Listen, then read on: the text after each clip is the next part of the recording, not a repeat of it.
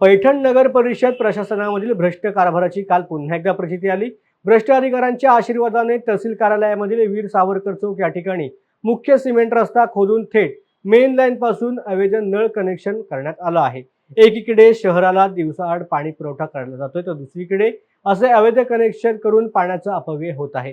या प्रकरणामुळे पैठणकर जनतेमध्ये असंतोष पसरला असून याबाबत घटनास्थळी पंचनामा करून दंडात्मक कारवाई करून गुन्हे दाखल करण्यात येतील अशी माहिती पाणी पुरवठा विभागाकडून देण्यात आलेली आहे। बघा, शहरामध्ये पाणी नाही, इकडे पाणी एक्स्ट्रा चाललंय वायाला सगळं। ऐका, नगरपालिकेचं लक्ष इकडं एक तर पाईप आहे, लोकांना छोटे छोटे कनेक्शन दिले जाते आणि इथे एकचं कनेक्शन आहे। काय पाणी, किती पाणी झालं बघा, पाण्यावर की पाणी।